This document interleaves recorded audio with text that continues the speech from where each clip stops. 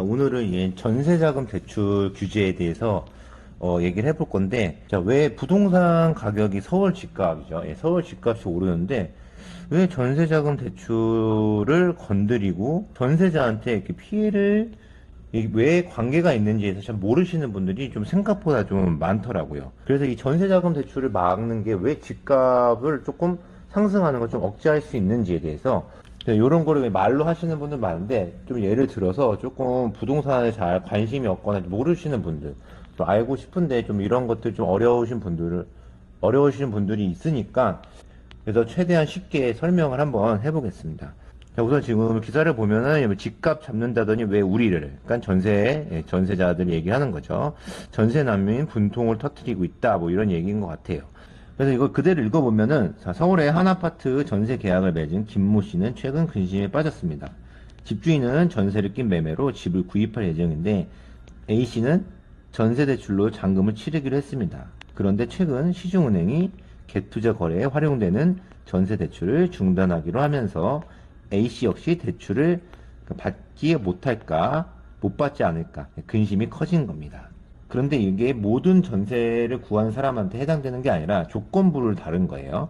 조건부 전세자금 대출이란 임대인, 소유권 이전, 선순위 채권, 말소 또는 감액, 주택 처분 등의 조건들이 붙은 대출입니다. 밑에 보면은 갭투자에 활용되는 조건부 전세 대출을 중단하기로 했습니다. 자, 지금 전세자금 대출 얘기를 하고 있는데, 맨 마지막에 갭투자에 활용되는 조건부 전세대출. 갭투자라는 단어가 나왔어요. 이 갭투자를 들어보셨을 거예요.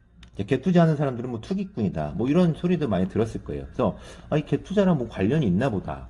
근데 나는 잘 모르겠다. 그래서 한번 간단하게 아주 쉽게 한번 설명을 한번 해보겠습니다. 이 전세자금 대출이 뭐냐면, 뭐 예를 들어서 집이 있는데 전세가 4억인 집이 있어요.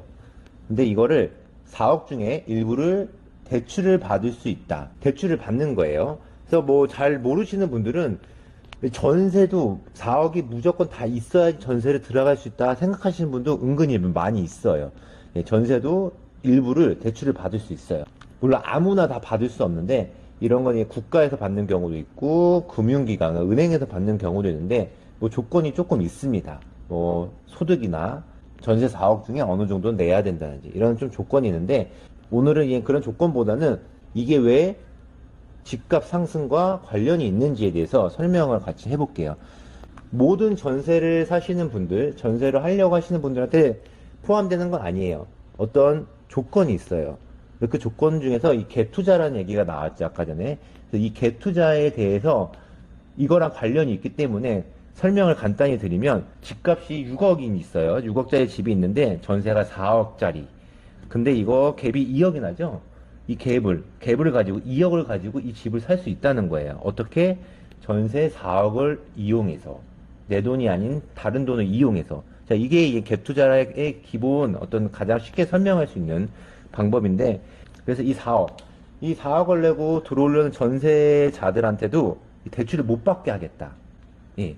모든 전세 찾는 사람들한테 해당되는 건 아니고 이 갭 투자에 관련된 집에 대해서 자 우선 집이 아까 그 집이 있어요. 6억짜리 집인데 전세가 4억이고 2억의 갭이 있는 집.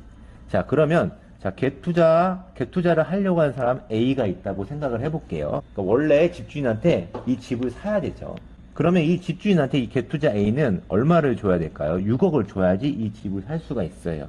간단하게 생각을 하면 자 근데 이 갭 투자는 지금 2억의 갭이 있죠. 그러니까 A가 갖고 있는 투자할 수 있는 돈 2억을 가지고 이 집주인한테 6억을 줘야 되는데 자 4억이 모자르잖아요. 자 이 모자란 4억을 A는 어디서 구할까요? 전세 세입자 전세자가 4억을 내야 되잖아요. 그 4억을 가지고 합쳐서 2억과 4억을 합쳐서 6억을 만들어서 이 집주인 B에게 줍니다. 갭 투자자 A는 다른 사람의 4억을 이용해서 내 돈과 합쳐서 집값을 6억의 집값을 집주인한테 주는 거예요. 원래 집주인한테. 자, 이 행위는 자, 원래 소유권이 B였던 집을 A가 사면서 A로 바뀌는 상황이죠. 즉, 다시 말하면 A가 세입자 C의 4억을 이용해서 소유권을 가져오는 상황입니다. 이해되시죠? 자, 이런 경우를 갭 투자로 보고 정부는 이걸 막기 위해서 전세자금 대출을 막으려고 하는 거예요. 그래서 이 A는 C에 4억이 꼭 필요한 상황인데 C가 4억을 마련하지 못하도록 막으려고 하는 게 정부의 생각입니다. 물론 이 전세 세입자 C가 4억이 다 있으면 상관없어요. 상관없는데 뭐 서울 집값이 이제 4억이라고 얘기를 들어서 비쌀 거 아니에요. 그러니까 대출을 받을 수밖에 없을 거예요. 대부분의 집들이. 근데 이 대출을 못 받게 하니까 A까지 영향이 주는 거죠.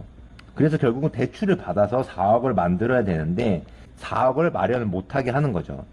그래서 결국 이 4억이 이 갭투자 A한테 못 가게 막는 겁니다. 왜냐면 A는 이 다른 사람의 돈 4억이 필요한데 그걸 못 만들게 하는 거죠. 그 1차적인 그 방법을. 그래서 이 서울의 집거래를 좀 많이 못하게 하겠다. 지금 거래가 많아지고 막 그러다 보니까 집값이 올라가다 보니까 이걸 못하게 하려고 하는 거예요. 좀 이해되시죠?